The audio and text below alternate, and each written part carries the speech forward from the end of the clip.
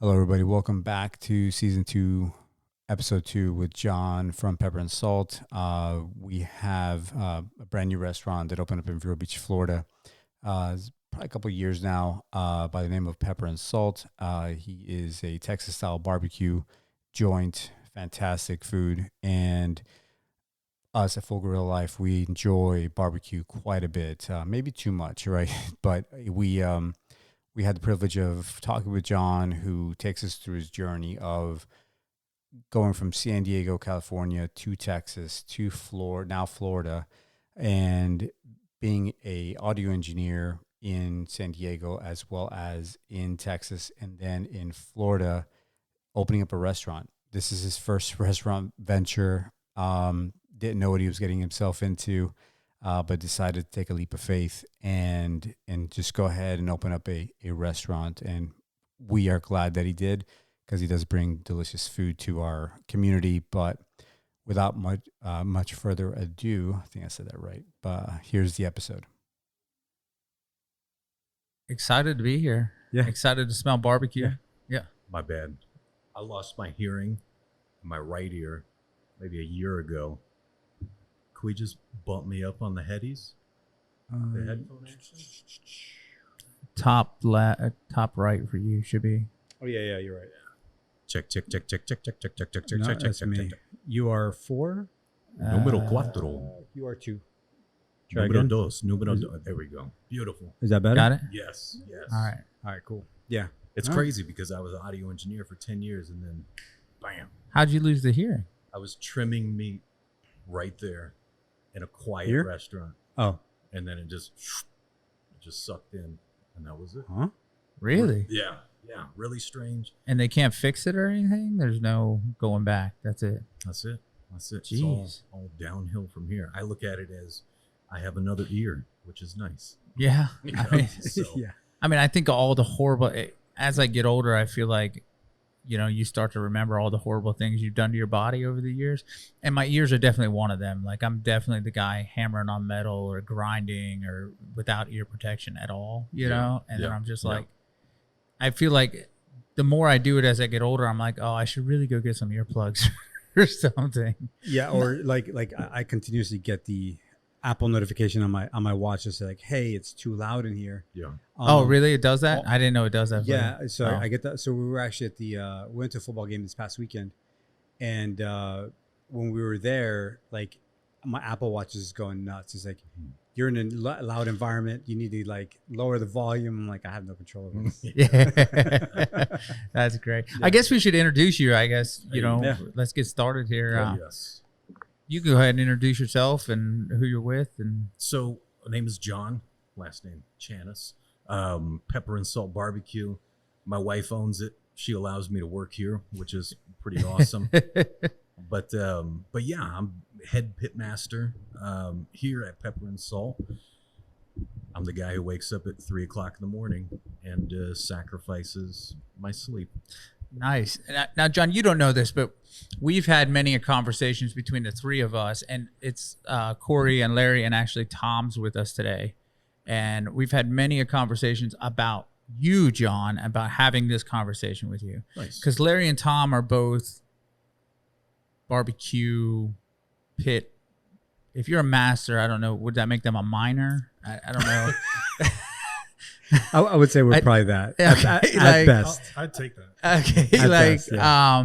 no, they do. They make very good barbecue, and I actually am very good at eating barbecue. There you go. Like, I've been to several very famous barbecue restaurants with these two guys. Like, I know how much they love barbecue. They've been gracious enough to drag me along on their barbecue journey. Yeah. And I've really just been the benefactor of great barbecue. Yeah. And their journey in making great barbecue. And so their excitement when you were coming to town, I mean, I don't know how long it took for this restaurant to open, but it felt like forever.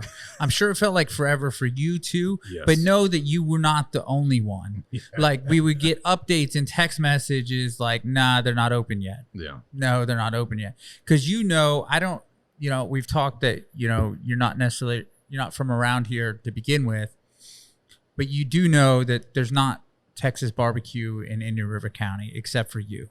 So We have very slim choices. We had to drive at least an hour, hour and a half to go get good barbecue. So the excitement when you came to town was for real. So we were very excited to sit down and talk with you and just talk about your barbecue and life experience and everything else. Yeah. No, happy to be here to talk about it. I'm happy that we're open, actually. Yeah. So what made the jump, right? So I know we had some previous conversations. You were talking about you're an audio engineer. Yeah. So what made you want to get into opening up a restaurant with, or working for your wife at the restaurant? It's a great question. So in Houston, I bought a smoker, I don't know, 8 years ago. And let me backtrack. I went out for barbecue in Houston 8 years ago, and I didn't have a really good experience at that barbecue restaurant. You know, barbecue prices are pretty expensive. You spend all this money and you eat not so good barbecue. It makes you a little upset. And I asked myself, you know, could you do it better? You know, was it worth pursuing, you know, that huge grind, which is barbecue? Mm-hmm. And I said, okay, let's try it. Started with a Traeger, nothing against Traeger. I just needed more control over my smoke. So I had a Traeger for about a month, moved over to a Lone Star Grills offset style smoker, North Houston, and kind of just started there. And then, you know, a couple years later, I was getting messages from, you know, people, hey, smoke this. Can you smoke this for me? I got a family thing going on. Can you smoke 6 racks of ribs? I'm like, okay. So I'm saying yes. And then it got to a point where it was every day. And at that point I was like, you know, maybe it's kind of good. I don't know. You know, it's you ask anybody who smokes their own barbecue, they're never happy with it. No. You know, I'm never happy with what we're putting out, besides those smash burgers the other day. But yeah, it's always a learning experience. So that was the jump. We had a daughter in 2020, late 2020. And we were living in downtown Houston at the time. And we kind of wanted her to grow up small town living. And my parents live out here, which is pretty sick.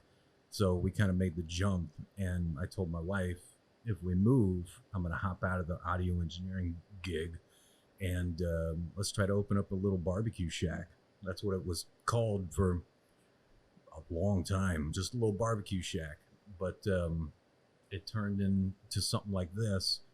And then the response was just, I mean, it's still nuts.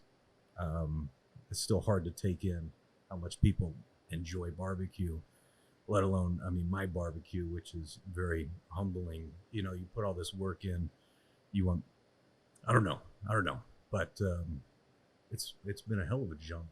It's definitely been interesting. The last thing I'll say about it, we weren't ever in the restaurant industry until we opened the doors on 4/20 when we opened the restaurant. So it's been a learning experience for sure. But, you know, if you're not learning, you ain't moving forward. Yeah, 100%. So what did your wife take that, like, whenever you're like, hey, like, I went to school for this is my career, but I don't think so. Like, let's take this gamble.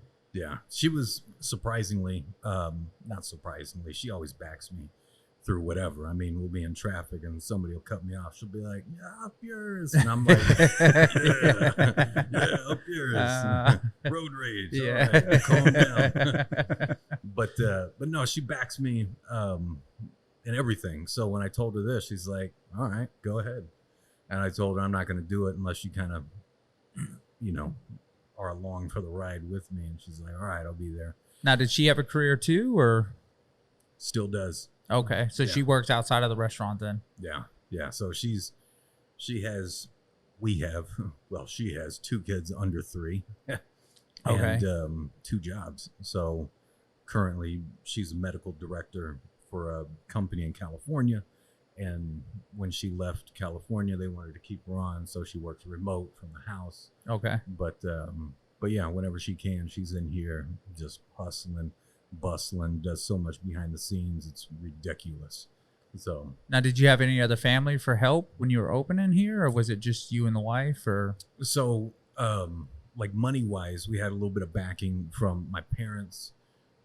We put up a lot, and a bonus is my parents own this building, but they still expect rent on the 3rd of every month, which is which I understand. yeah, But you got to own. Yeah, you understand that very quickly when you own real estate. yes, no, absolutely. Yeah. But yeah, that's pretty much it. It's been my wife, myself, my parents, and hopes and dreams.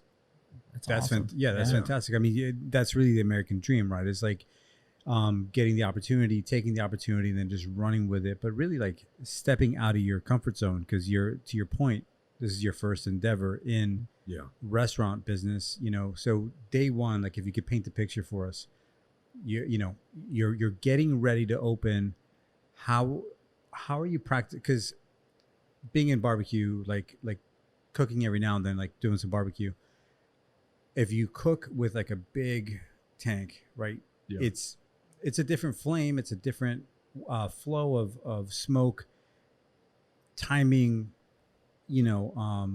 all that stuff. Like how did you go about like practicing, making sure, right, that everything came out good? Yeah, it was tough. It was a lot of sleepless nights because you don't know timing on anything, right? So you're up 24, 36. Longest I've ever been awake was 72 hours. Was Father's Day last year. Just an intense, just all out grind, which really sucked. But was that because of the restaurant getting ready to open? That was we had pre-orders, and I didn't really. It took me a while to get into the groove. Like now I'm in the groove. I'll show up at 3:30, cook until about 10:30. But I got Robbie who comes in, takes over around 9:00. But it just took a while to get into that groove. We were working with 2 500s at the time, and they weren't the quickest smokers on the planet. Also difficult because the temperature across the grates was we couldn't get it right. You know, it'd be 300 on one end and then 225 on another, and I'm like, what is going on here? Now, did you have those made for you, or? Yeah. We had them built. It was a place out of Georgia that we contacted, had them built, and they delivered. But we've moved on since. We still have the 2 500s. The mainly one's a chicken machine, the other's a burger machine, just because of that temperature variation. But we got 2000s right now, also pumping out smoke. But yeah, it just took a while to get into the groove. Florida, it's a little interesting at times. Mm-hmm. The weather's it's awful for nuts for barbecue. Yeah, and we're not sheltered, right. So when it's pouring rain and we have to pull ribs, we're just getting pissed on, for lack of a better word. Yeah. But just that torrential Florida downpour last year through both hurricanes, we were smoking. But yeah, also the wind, we got the 2 500s or 1 500 and 2000s in the back, just because we get better airflow. You know what I'm saying? Like through that little alleyway. Yeah. On the side of the building, there's not a lot going on. We still got a 500 over there, but you talk about work. That thing takes work. I mean, you're out there every 20 minutes. I think that's an ice machine. You're out there every 20 minutes. You're just like babysitting it. Whereas one of these 1,000 gallons in the back, you can just set it, almost forget it. Walk out every hour, throw a log on, and it just continues. That's nice. Now the 1,000 gallons at a mill scale? Not mill scale. What those two in the back built by the same guy. He's out of Waxahachie, Texas, mm-hmm. which is like a Dallas kind of suburb. Just south. Yeah. Mike's Custom Steelworks. There's a plug. He's a great guy. He delivered the second pit to us. Oh, cool. Which was just incredible. So he was down here. I think was I here that day, or were we all here that day? I think we might have seen him. I Maybe seen like it get. the day Didn't after. they bring a crane in or something to move it? Or Yeah. yeah, I was here when it was getting delivered. It might have been me and my wife. Gotcha. What? Which I mean, I love all your barbecue. Your pork belly is the best pork belly that I've ever had, and I've had a lot of barbecue. If you ask my wife, your green beans are the best thing on your menu. Nice. But she's not. You know, she loves barbecue as well, but for some reason, she loves green beans too. So. I like green beans too.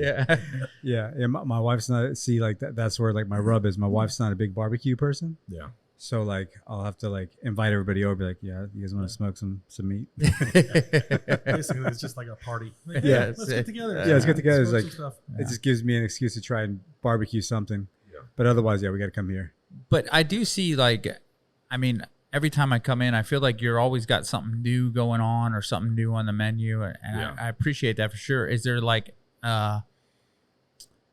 evolution to that? Or are you just always trying to perfect something, or just keeping it new and fresh? Or So with brisket, I'll start with that.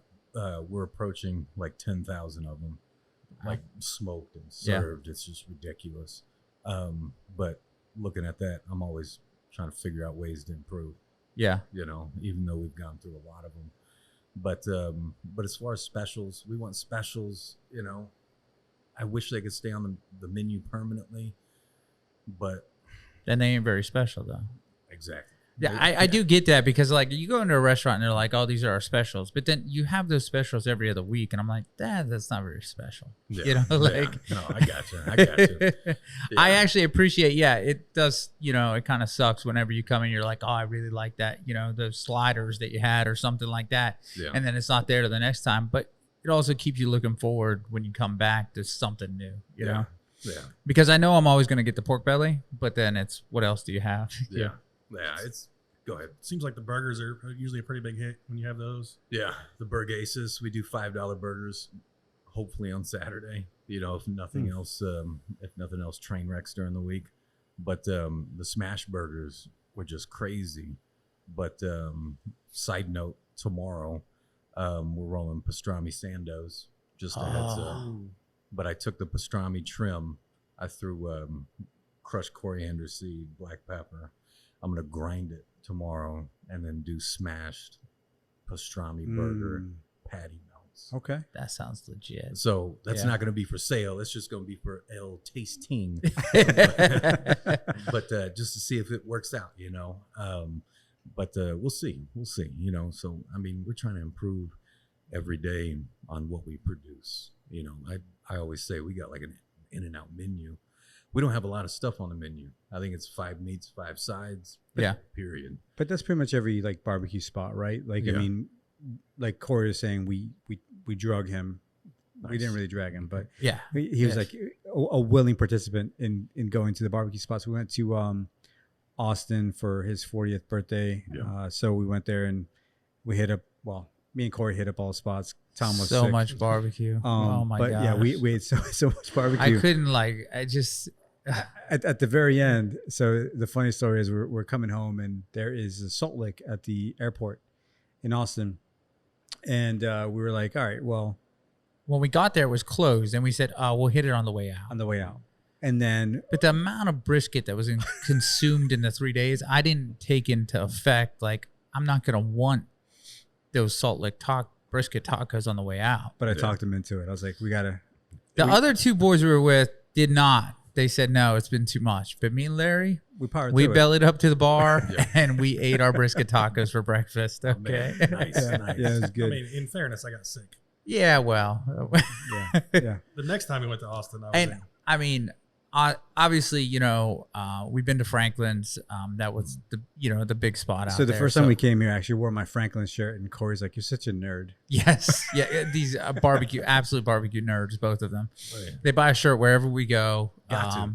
Yeah, I mean, just absolute nerds though. Like, Yeah. I really, you know what I do? I appreciate like, what's the spot in New Orleans? I like the Blue. Door? What is it? It's Blue something. isn't Blue it? Oak. I think it is there you Blue go. Oak. That's Yeah. Yeah. I like them, and the joint in New Orleans is good too. But they got the plastic cups with the logo on it. For some reason, like that's my jam. Yeah, I 'Cause like that. It's Yeah. kind of like the world famous fried chicken. Gus's.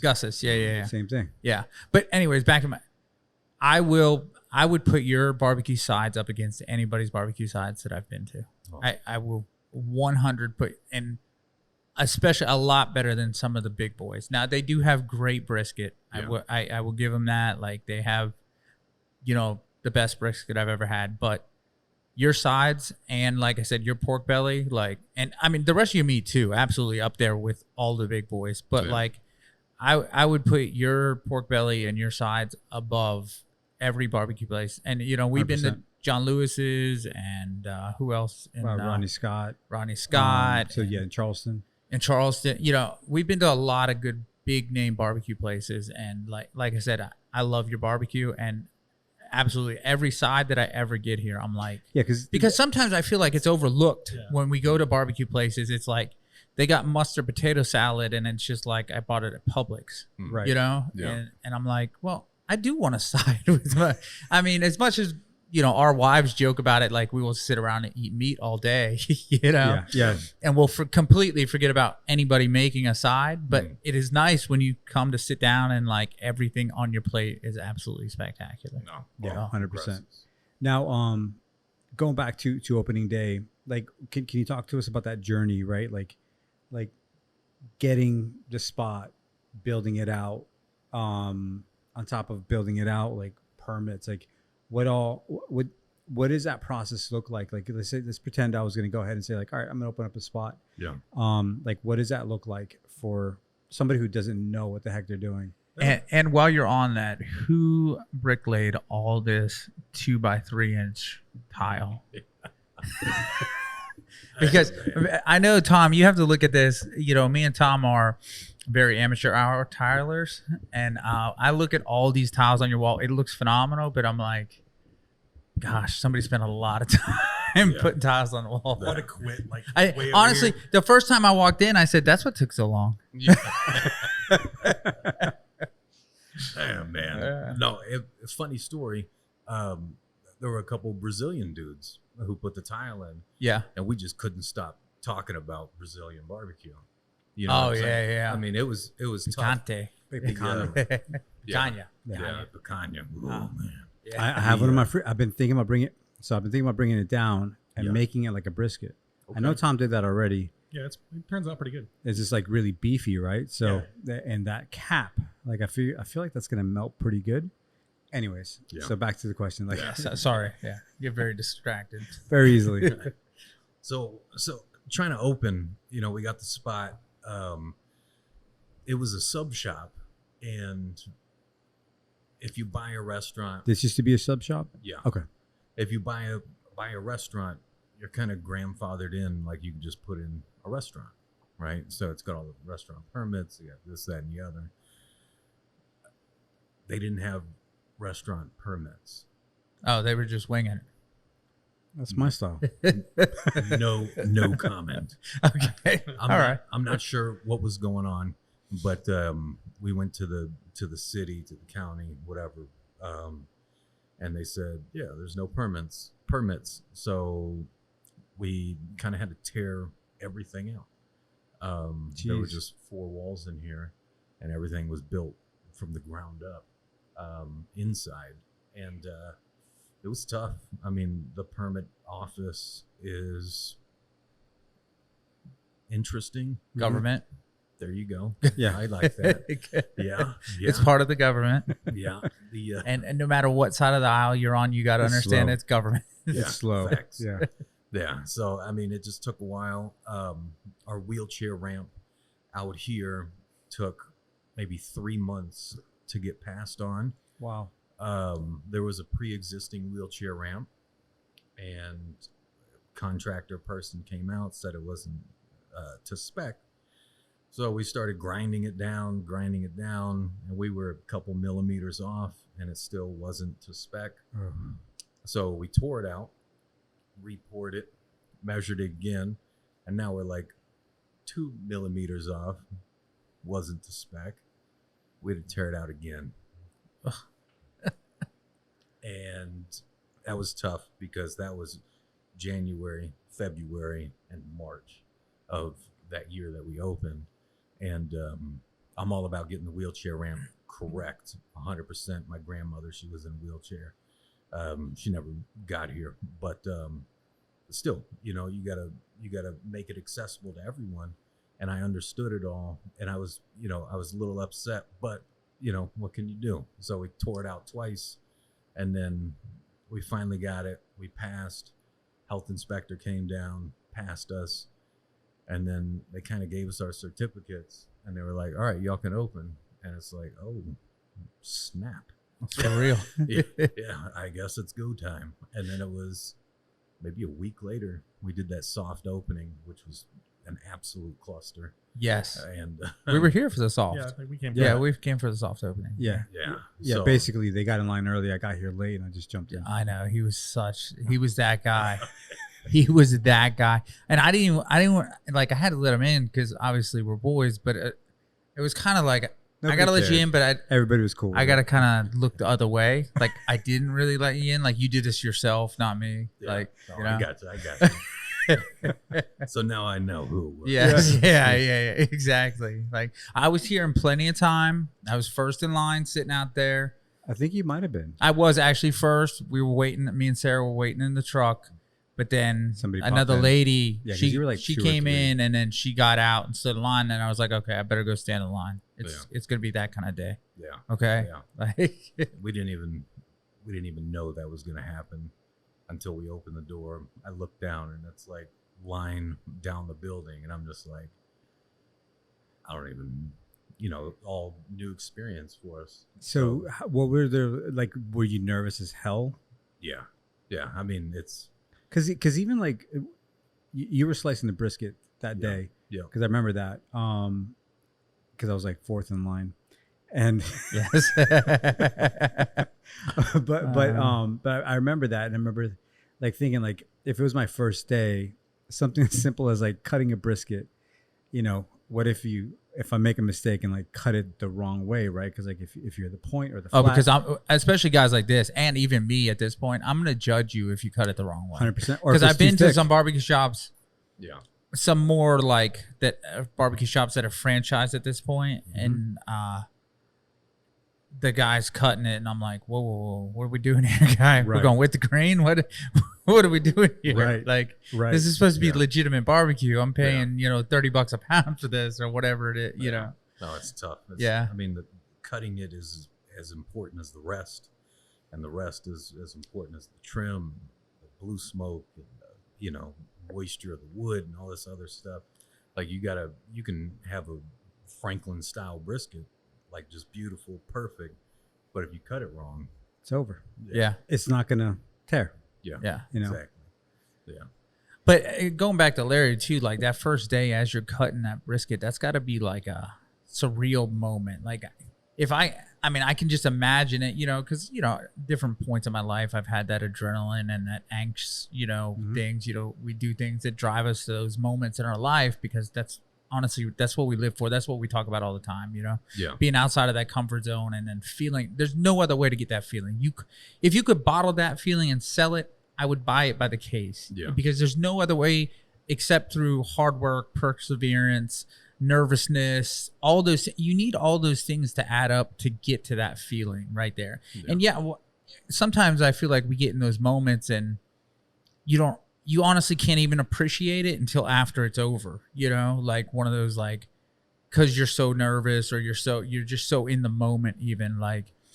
So as you're serving that barbecue though, or you go outside and see that line, like what's going through your head? Like, are you thinking like, okay, this might actually work? Or were you thinking that the whole time? Or were you thinking like, oh, what if nobody shows up? I mean, I'm just thinking of what might be going through my head. My head would probably just automatically being, all right, what's my game plan if nobody shows up? Like, what's my next game plan? Like, not necessarily like, oh, we got to shut down shop, but like, how am I going to get people to show up? Where's my megaphone? But then when you got a line of people out the door, what goes on in your head at that point? Or did you even have those feelings of like, what if nobody shows up? Or I'd be thinking, I hope this food doesn't suck. Yeah, 100%. Yes. That would be like, that would be like, It because I always think my food sucks, right? So like, I'm always like, in my head, I'm always like, it could be better. Always. Like, and it doesn't matter what I it did is. rag on these guys a little bit. They make legitimate barbecue. Legit. Like, I mean, Tom probably has the I know you got some good smokers. Tom probably has the best smoker in Indian River County. Oh man, He says that because he built it. Mine's being built Larry's is being built. for 2 years. It's a long process. 4 years. I don't know, something like that. it's that Moberg wait list. Yeah. I have a long wait list. Yeah. Long wait list. Yeah. Yeah. Especially when it's free. Anyways, yeah. So are you thinking like as you're sitting there, and you see the line? What do you? So, first thoughts always go back to. I like to sidetrack to lead to my point. So Yeah, by all come means. along for the ride.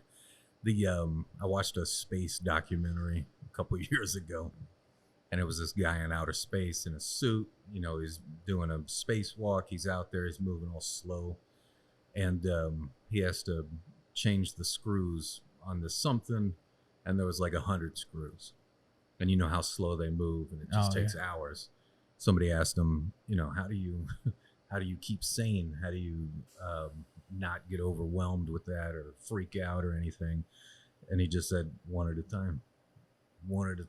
So when the line was in here from the glass to the back door, and I'm the only one cutting, and everybody's standing around just looking at me, it's tough. You know, you want to move faster, you want to do this, you want to do that, but in reality, it's just next person. I mean, I consider myself a nice individual, so I want to chop it up with the people ordering, but in times like that, there wasn't time for that.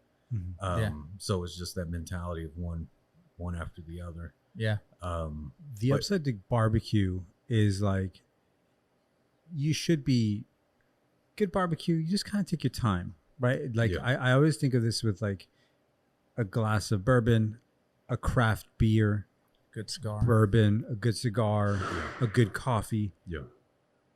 Those things that you just kind of like, you better take that moment and like just chill out and relax and really just enjoy the moment. Like that's my connection with food and drinks and and a cigar. we talk about this all the time on our podcast. It's just, you know, when we sit down to break bread together, you know, like just being able to sit down and enjoy even that day. I mean, for you, I'm sure it's stressful because you see a line, and not everybody's like us. I get that, but like, and maybe we are the nut jobs that sit in line at Franklin's from 3:00 in the morning until they open. But to us, like, I wouldn't have changed that experience or your experience for the world. Like sitting in line with my friends or family, or like, we're not on our phones. We're not like, we're in the moment. We're excited about good food. Like, it's part of the whole experience. Absolutely. Like there's nothing I'd trade that for. Like I wouldn't want to trade that. If I wanted to go to Sonny's and hit the drive-through, I'd go to Sonny's and hit the drive-through, but and have subpar barbecue. Yeah. I wouldn't expect that here, you know, like I wouldn't want that. I wouldn't want to just come fly through the line and okay, like you're on your way out the door, you know? Yeah. Yeah. And hopefully nobody else does. Right. Cause like, that's the whole, in my opinion, something that takes you like an 8-pound brisket is going to take you 10-ish hours. Yeah. You know, so you just kind of want to, if it takes you a long time to make it. Took, like you said, it took you a long time to make that. It took somebody a long time to roll a good cigar. It took that bourbon a long time to age. Like, enjoy those things. Like, absolutely. Yeah. It's always tough because, I mean, during those first few months, I mean, we had people in here just screaming. Really? Screaming. It was pretty brutal. Yeah, like running out of food pretty early and running out of food, the long lines, people saying, you know, F this, and then walking out the door. We had a guy come in who left us a pretty nice Yelp review. The brisket sandwich is too expensive. No way I'm paying for that. 1 star. Okay. Yeah. He didn't even buy it. No way I'm paying for that.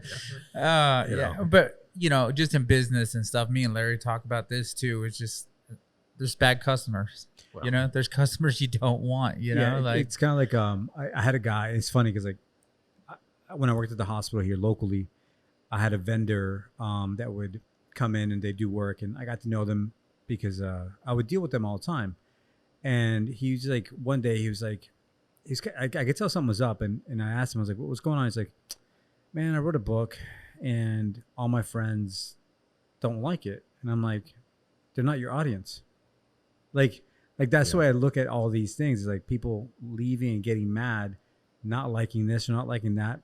That's not your audience. Yeah. Like, Yeah, you that's a know, great like that's point. not your right audience that you should be trying to sell to. A year later, he actually called me. He's like, I published it on Amazon. I was like, oh, all right. And I had no idea that I even like, it was because of my telling him that's Yeah. it's not your audience. And I never even read the book, you know, so I don't even know if it's good or not good. But he was just like, he's like, yeah, dude, I went ahead and published it because of what you told me. I was like, oh, Yeah. okay. Somebody listened to me. Can you talk to my wife? That's Oh, great. man. Yeah. Classic. Yeah. So, all right. So before you went into the restaurant business, you were in corporate America, I'm assuming, right? In audio engineering. Audio engineering. So what made you like, what was that like to begin with? Right. Like, Pretty wild. Once I graduated, moved back to Houston for a couple months and then moved out to LA. And I mean, I was in the Hollywood area living with a couple of cousins of mine in a house. I was like 26 maybe. I was kind of living the dream, dude. You know? okay. Beautiful weather, the beautiful people. It was just a great time working in and out of studios, mixing this, recording that, finally nailing down like a little dream job with Time Warner Cable Sports, in studio, pregame, postgame production work with the Lakers and Dodgers. It was great. You know, I'd show up for a baseball game at the studio. We would record the pregame, we would watch baseball, and then we would record the postgame, and then we'd go home. We got paid for it. Oh, wow. You know, Yeah. it was pretty much a dream job, and it was great. I loved it, but you know, LA and the prices, the prices just kept going up and up and up, and it was like, all right, we're out of here. So just back to Houston, getting the radio, and then eventually teaching. It was just, I mean, it was great. It was great, but that barbecue. Those 3 a.m. Call times. They, Yeah. Like, I'd rather stand outside in 100-degree heat for 12 hours yeah, and cook this brisket. inside Yeah. of a fire. Yes. Yeah, it's just. So how's it been? I mean, obviously you were an employee. Now you're an employer. So what's that been like? Like, It's been great. We've had a couple not great folks, but I don't know. It's always tough to call them not great because they were cool and then not cool and then cool and not cool. But but that's the restaurant industry, from what I understand. yeah. But the people we got working right now are just horses. I mean, all of them. They every day they're trying to get better. Last week we changed up the whole macaroni and cheese recipe, and now it's similar to that one chicken chain with the red logo and the white background. Okay. All right. So y'all need to get in for that. Yeah. So everybody's trying to get better. They work really hard. A lot of them clock in overtime, which we don't have a problem paying just because of how hard they're working. We try to pay them as much as we can. They get all the tips. We get none of them. It's just everything good that happens to us, we throw it at them, if that makes sense, because they all deserve it. They keep this place running. And it's a reason why I'm able to only work here for 10 hours a day now instead of like 20, Yeah. Yeah. So, You say that jokingly, but my brother's owns a restaurant too. So I see the struggle that he goes through and yeah. what it can be like, hiring employees and all that kind of stuff, and the nightmare that it can be sometimes. So when you have that workhorse of a team, like, it means the world. Like, Yeah. you being here 10 hours or being here 14, 18 hours is a huge difference. You're getting to see your kids, your wife, like all that kind of stuff. Yeah. No, that's big facts. yeah. So to that point, right, going from employee to employer, when you were an employee, obviously you have to ring the bell if somebody calls, right? Yeah. Being an employer, like, can you express the dynamic of, so I think about this all the time, right? Like, let's just say I'm in IT. I know a little bit about like ChatGPT and like So AI, right? So artificial intelligence, and people can now be creators quicker and this, that, the other. But in my thought is like, yeah, all that does happen. However, not everybody's built to just kind of go out and do their own thing. Some people need to be told what to do and go do it, which is perfectly fine. So I assume going from employee to employer, like, what does that process look like? Or what did that process look like for you as far as like finding what to do? It was tough. I know we wanted to sell barbecue, so it was just trying to make the best barbecue that I could. Looking for something to do that was, checking the wood, trying to find a source, trying to source the meat, everything with the sides. I mean, what else? The smokers. I mean, I just went on a forum on Facebook, and I was like, I need 1,000 gallon. And then Mike hit me up. He's like, I can get you one. And I'm like, how long's the wait? Like 6 months. I'm like, let's try to cut that in half. Yeah. I'll send you half the money right now. He's like, done. I'll get it to you in a month. Oh, okay. So every time I hit up Mike, if I need 1,000, it'll take a month. Which is just ridiculous. That's nothing against his customers. It's just a relationship me and him have. I love him. He loves me. But as far as like stuff, you just try to stay busy. You're just looking for stuff to do. Yeah. I mean, my wife could probably answer that a whole lot better than I could. Now, about like specifically about your employees, like, do you find it more important that they really know what they're doing, or that they click in your team, or that do you find one more important than the other? Like employees? Yeah, like who you have working here. Everybody, man, if I had to rank employees from top to bottom, they'd all be first. And, well, okay, my wife would be first. They would all be second, and I would be like fifth, Yeah, I smoke meats, blah, blah, blah. But it's no good if I smoke it and I can't get it to people. 100%. You know what I mean? And then as far as cleaning up after, and but like when you were hiring them, did you like look for somebody that had a lot of experience with barbecue, or more somebody that clicked with your team, or what set somebody else apart from somebody? Two people came in, and what set somebody else apart that you were like, hey, they're gonna work for us? I got you. It was more like clicking with me. I'm a pretty laid back, I guess I would say, boss, but my wife. But I'm a pretty laid back employee. But yeah, we just got to click. I've never been a judge a book by its cover kind of guy. I got to hear you talk to me. I got to see your interaction with me, and I'll introduce you if you come on an interview to everybody else, and see how everybody else reacts, and blah blah blah. So as far as being in barbecue, Robbie, who is fully qualified to run this place by himself, he knew how to smoke pork butt. When he came in, never smoked a brisket. Yeah. And now he trims, 15 a day, and he can smoke it by himself. Yeah. Which is really nice. And he's just a quick learner. That's probably what I was looking for. Quick learners. Somebody willing to learn. So who does the interviewing, you or your wife? Me. Okay. Yeah.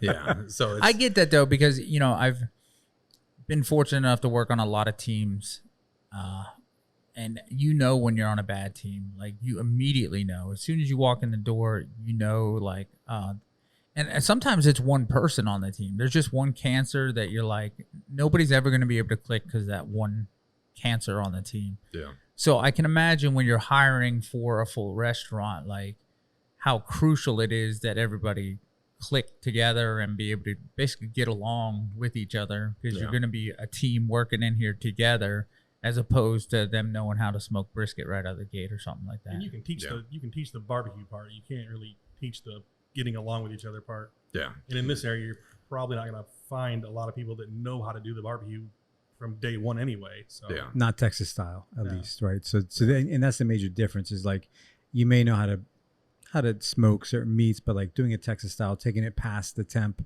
that it should go to in theory, and then you bring it back down, let it rest. Like all that whole process, it's a different ball game than what it would be for for the other, for sure. Yeah. For example, our current cutter, Gibby. Robbie will be in here cutting when it's busy, but our main guy is Gibby, and he was working in cabinets before we picked him up. The cabinet place let him go, kind of out of the blue. Robbie knew him from somebody else, and Gibby came in. He's, he knows nothing really about barbecue, but all we did was teach him, and he's just a goofball. Love Gibby, and he clicked with everybody. He's in there, saying jokes and this, that, and the other. He interacts nicely with people. He'll crack jokes on me, which I always, it's always hilarious because everybody's laughing. I'm like, fuck you, Gibby. But yeah, I mean, and he can slice a brisket like I can slice a brisket, and that's the best thing right there. So, oh yeah, I gotta imagine that's kind of a crucial role. Honestly, I feel like in barbecue, you know, because even most of the time when you go to the big guys, they don't have their pit master out front slicing brisket, but somebody that can. That's the first person that any of us see, or interact with really at all at the restaurant is the guy slicing the brisket, Yeah. And like I still remember when we went to Franklin's that we're second in line, third in line, something like that. But we were in line, and sure enough, like the guy was like had a burnt end ready, and that's like I was like, boom. That's when like what hit us, and we're like, holy shit! Like and going back, I was probably the skeptical one when we went to Austin. I was like, there's no way it can be that good. It's not. To me, it was like we're waiting in line because I thought it was fun to hang out with the boys and wait in line. You know? We actually waited in line, and they don't open until like 11. We got there like 6, and like 9 o'clock rolled around. We Uber Eats some tacos. They were delicious. Breakfast tacos. Yeah. And then they opened up at like 10. We're like having beers, and we're like, it was a good time. Speaking, have you ever done tacos here? Like brisket tacos? Yeah, well, you had some the other day. Yeah, we for Cinco de Mayo this year, we were gonna transform into like a Tex-Mex joint on Cinco de Mayo because it was a Friday. Yeah. So we had it all planned out. Boom, we were in the hospital having our second on like that Thursday. Right. Okay. Yeah, that kind of kiboshed it. So I told my wife, I'm like, I gotta go do these tacos. You leave me, I'm leaving. But so we had to make up for it, and we finally transformed into a taco style joint. So we did, all the outside skirt steaks. We did little carne asada tacos. We did chopped pork belly tacos. We did barbacoa. Ooh. Love me barbacoa. How did I miss this? Yeah. I'm so hungry right now. All of that was like, I was just like, oh, you're just making me hungry. Yeah. The other thing too is like the banh mi. Yeah. I haven't had it, but like, how'd you even come up with that? So in Texas, in Houston, they got a heavy Vietnamese population. Ah, okay. And my mother loves Vietnamese food, Chinese food, and so I mean, I grew up with it. I was eating banh mi's from, questionable Vietnamese joints when I was like 5. That's the best type of joint. I'm telling you. That's every kind of Vietnamese joint in there. Man, so it was just one of those things. Like, let's just incorporate it with barbecue. Have all the accoutrements with the banh mi. They got the French bread, the cilantro, the pickled carrots, the daikon, the cucumber, the jalapeno. Throw some Maggi on it, throw some brisket on it, call it a day. And I mean, it tastes like a banh mi, and I just love them. Whenever we do them, or whenever they're coming, my mom knows they're coming. She's like, yeah, let me just get like 10 of them. All right, Mom. So she'll have a banh mi diet for like a week. But yeah, I mean, I just try to pull from my background, what I've eaten as a kid. And just throw some barbecue in it. Just try to make it taste good. you know. Now, do you go for themes, or are you just kind of like winging it? Like I'm just gonna go ahead and like whatever strikes your fancy at that moment in time. Kind of. I mean, like a brisket Philly. I've been to Philly once, but I mean, who doesn't love a Philly cheesesteak? You know, and might as well just try it with brisket instead of that shaved ribeye. Now you can do it with Whiz or Whiz. Yeah. okay. Yeah. So I mean, we've done that a couple times, and I mean, we'll go through like 40 a day or something just outrageous like that. But since we got the Whiz there, we do like cheese tots, which is just super healthy. Yeah. For a Friday afternoon. But yeah, I mean, it's just stuff like that. What else we got? What we have coming up? We got torta coming up, which is just ridiculous. Yeah. Sounds what good else? to me. We got more tacos coming up. We have Twinkies coming up. I gotta prepare myself mentally to make 1,000 Texas Twinkies. Oh, okay. But yeah, we got a lot of stuff coming up. Still got to do that Texas red, the chili, so it's all. I'll just pull inspiration from anywhere. Okay. Can you even start to, you've been cooking so much. Can you start to say like your best bite of food ever? Could you say what your best bite of food ever was? Man. It's gotta be, there was a couple months ago, I smoked some heads, cow heads, because I was pulling the beef cheek out of them. Mm-hmm. It's more of like it's not a publicity stunt, but it makes a cool picture. Yeah, I could see that. Yeah, it's for the barbacoa. Yeah. We just get cheeks in bulk, but for that real barbacoa experience. So we had the heads on the smoker. I just peppered and salted them, and just threw the head on, smoked it till it was done. You kind of push on that cheek a little bit, where it's all melty, and I just took a tortilla, grabbed the cheek, ripped it out, little lime on it, took a bite, and it's tough to beat. It's tough to really beat. I mean, you got that it does sound delicious. It does sound good, yeah. And speaking of like the publicity, I've always seen like, what do they do the whole cow at? Like, have you seen like they do the whole smoker with the whole cow in there? I've seen that. Like, I think Brazil has it or something. Like a big steak or something. No, it's like in a big like. It's like the carcass. Yeah. Yeah, like it's the whole cow. Like they do a whole hog, but they do a whole cow. Yeah, I've seen it. And I don't think it. Honestly, to me in my head, there's no way that it could. Every part would be done correctly at the right time. You'd end up having to chop it up as you took it off or something. Yeah. But yeah, that I don't know. Like, it does sound delicious though. Yeah, I can tell you. For me, it was. I think I'm gonna be ordering a cow head to Larry's house. I'm not gonna cook it. I'm gonna make one of these guys cook it. But so when we went to we were in Boston and we ate the Wagyu. Yeah, I feel like that was probably was it the 23rd Steakhouse in Boston or something? Remember, it's something 23 in Boston. But it's basically so we basically are like sitting there and we're like about to have dinner at this fancy steak restaurant, like a dry aged steak place, a really high end steakhouse. Yeah, and we had always heard of like Wagyu this, Wagyu that, but like you like can't real find it. real A5 Wagyu, like legit Japanese stuff. Yeah, you can't find it. So then all of a sudden we heard that this place had it, so we're like, let's go check it out. So we went and checked it out, and sure enough, like they had it. It was like 2 ounces for like $60. Yeah, $60 for 2 ounces. So we split it. We both got real steaks, but then we were like, we split this as our app. I was thinking the same thing. And I'm a steak guy overall. A dry aged ribeye or something like that. I just absolutely love it. Yeah.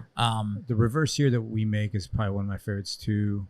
Yes. Yeah. Tomahawks. Like a reverse seared tomahawk is like, oh, God. Yeah. Yeah. That's probably. But when I tasted that A5, and I was honestly I felt the same almost animosity towards that A5 as I did Franklin's because of the weight and how expensive it was. I thought, there's no way it's going to be worth the hype. Yeah. It was the best piece of beef I've ever had in my entire life. Like the best bite of beef I've ever had in my entire life. Yeah. Right. And then we've since then bought A5 and cooked it at the house. Mm-hmm. And for the Super Bowl. Yeah, for the Super Bowl one year. And I mean, it was fantastic. Absolutely. But that first time tasting, because it's like nothing It's like no other piece of beef. You Yeah. know, have you ever had it? Yeah. Yeah. So Like Jello. It's like Jell-O. yes, Meat Jello. yes, You go like this, and the other side just kind of goes up Yeah. like Jello. You're like, okay, yeah. all right, it's so good. Yeah. Yeah. My Yeah. wife is a huge A5 Japanese, needs a certificate type person. Yeah. So yeah, she likes What's it. the one they feed just the olives to or something, right? Isn't it? I think there's a different one. It's like A5 Wagyu something, but they only eat like crushed olives from they like I don't know. I'd have to look it up. Sounds It's like crazy. it's like a certain other type of I don't think I've ever heard of that one. yeah, I don't know. I mean, I know there's like an Australian version. There's a Japanese version. That's Japanese. It's definitely Japanese Hmm. because they feed them like crushed olives or Yeah. something. Or maybe they Well- just finish them on crushed olives. I don't know. There's something to do with crushed olives. Hmm. I'm a wealth of information. something. I could be spewing, spewing not. Like half information. like part of the story. Yeah. That's probably incorrect. So Yeah. fact check me. You know? Yeah. So what? Going back to you wanting to raise kids in a smaller city, what made you want to transition going from Houston, right, which is like fifth largest city in the U.S. roughly, going to here, where it's a smaller city. I feel like there are some advantages to a big city, but then there's some advantages to a smaller city, right? 100%. So just curious, like what made you want to make the jump to a smaller city? So, I mean, one of the things was my parents live here, so that was nice. Get my daughter and now son to grow up with their grandparents. That's cool. That was Yeah, that's huge. be sick. So because I saw my grandparents a lot when I was growing up, but yeah, that was one of the things. And then smaller type city. I don't know. I mean, not so many people. Yeah. Try to limit. Every time I'd go to work in the morning in Houston, I'd turn on the news. Oh, 4 people shot and killed all over Houston. It's like, Jesus, man. Like, it's all like either robberies or break-ins, road rage incidents. You can be walking down the wrong street at the wrong time, and that's it. So I just wanted to try to get away from that, and I think we have gotten away from it. I know a lot of police officers out here, and every now and then I'll be like, yeah, my wife never locks her doors. And he was like a buddy of mine, Alex, he was like, we had like 4 break-ins last year. Yeah. And I'm like, oh, okay. But Yeah. to still lock your doors. Yes. 100%. Yes. It's a Houston PTSD. Yeah. But now she locks her doors. Thank you. But yeah, I mean, I just like the smaller town, the smaller vibe. Being on the coast is beautiful. There's like 0 traffic anywhere. Meanwhile, we've been here a while and we're like complaining about traffic. Yeah. That depends on how long you've lived here. Yeah. No, Now, I work down south, so I know the difference. I love coming home to Indian River County because I'm like, oh, I just couldn't deal with the traffic all the time, just waiting at every traffic light for 3 cycles, getting to move 4 feet, 3 more cycles, 4 Brutal. feet. Yeah. yeah. Yeah. And yeah, obviously Houston, I'm sure you ran into that all the time. But again, like I do feel there are some advantages to being in a big city. All the action is there, plenty of jobs, plenty of careers, but you can always just open up a barbecue spot There you go. Boom. wherever you go. Yeah. Small town live. Yeah, absolutely. Yeah. Yeah. But no, I mean, it's been nice so far. Knock on wood. I Get hear that that. on Absolutely. Yeah. So do you still are you still cooking at home at all? Or are you like all barbecued out? Like, don't ask me to cook at home. Like, I'll bring it home from the restaurant. That's the best you get. Like, So me and Tom were like, maybe we should bring in some barbecue, but we're like, there's no way. He'd be like, get the hell out of here. I'll eat other This people's is- barbecue. again, Bring me nerds. some pasta, dude. Nerds, absolute nerds. They were like, maybe we should bring a offering to the pitmaster. Yeah, but On no, one knee. I'll eat other people's barbecue. Like the other day, I was in Melbourne, and I was like, man, I would like some barbecue. Uh-huh. Okay. And I was like, what's in Melbourne? my man Chad Dog. Yeah. Kreiderman. Kreiderman. Yeah, he's good. Yeah. Yeah. So I was in Melbourne. So I stopped by. Chad was, I think, in Tampa. I shot him a text. I'm like, hey, bro, I'm going to the shop. He's like, get the sausage fold over. And I'm like, yes, sir. You know, but. And report back. Make sure they're doing what they're supposed to do. Yeah, he's actually, he hit me and Tom up because I was like, I would text him every now because, you know, again, we just nerd out. Yes, absolute nerds. We went, Tom found out that Kreiderman's was open in Cocoa. That was his first spot. And so we tricked our families into going to Cocoa. We're like, we're going to go to Orlando. We're going to spend the day. But before that, we're going to make a stop at a restaurant that we think might be good. And, you know, and they're like, yeah, whatever. And, you know, then we get there. There's just a barbecue spot. Which is a cool spot, too. That old gas station. Yeah, it's a great spot. Yeah, it is a cool spot. I mean, way too far of a drive from here for us. I mean, I say that, but I've been there. It's a ways. Yeah, so like legitimately, we sat down, we started eating. We saw him. We started talking to him. He literally just sat down and we talked for like an hour. Yeah. Everybody else is bored to death, but we were just like geeking out. Yeah. That's why I love barbecue people though, because they'll just talk to you. Like, Yeah. They'll Like, tell you what they're Jimmy, doing. How you do it? They were like, oh yeah, here's what I do, and we're like, Other let's write chefs that don't down. do that. Yes. They won't tell you how they cook stuff. And, Yeah. Yeah. I mean, barbecue, Texas style barbecue, it's a family culture. You know what I'm saying? Mm-hmm. So I mean, it's not a competition, which some people have called it, between us and Kreiderman's. Like, I like their photos, they like our photos. You know what I mean? Yeah. Like, I'll text Chad, he'll text me a question, I'll answer him. He texted me the other day, where are you getting your pepper from? And I told him, Sam's Club. Yeah, That's like the best, restaurant. The best pepper that I've gotten was from Sam's Club. Shocking, Yeah. right? But it's relatively inexpensive. now do And you get the pepper, the restaurant one? it's Because either that's what we use. restaurant grind Yep. or coarse grind. Yep. So it's not. I don't think it's 16 mesh. Mm. It's It's a little smaller, but Yeah. it's fine. yeah. No, I really like it. Again, for the rest of the audience, I don't know what they're talking about either. 16 mesh pepper. It's just a thicker grind. Yeah. Yeah. But no, I mean it's I love all types of barbecue except mine. You know, if that makes sense. But I'll try to sneak in a little jalapeno cheddar sausage every now and then. But, Yeah. but yeah, it's all Texas culture, like standing in line and talking to your boys and turning around, talking to your line neighbors in front of you, behind you. And It's everybody's great. just It's chopping it up. absolutely great. You know, like you don't want to be next to the person like, oh Jesus, I'm standing in this line for 20 minutes. I'm like, that's it. Yeah, exactly. Yeah. We're like 5 hours in. Yeah. I'd be What's the ecstatic, problem? you know? But yeah, bro, Texas barbecue, it's all culture, like family style culture. Like in exhibit A, Barb's Barbecue. Anybody heard of that one? Mm-mm. They just opened this year. It was she was the pitmaster, one of the pitmasters at Goldie's. Oh, okay. I know who you're talking Okay, about. Yeah. Yeah. So she left Goldie's to open her own joint, and then like Johnny White and the gang all went down to Lockhart when she opened to support and this, that, and the other, and they're posting about each other. It's all that family stuff. You know what I'm saying? It's just Bringing everybody up together. That's it. Yeah, no reason to push anybody else down. Yeah, because I've even seen Franklin where he'll be like, yeah, I'll go to Valentina's all the time and eat their barbecue because it's delicious barbecue.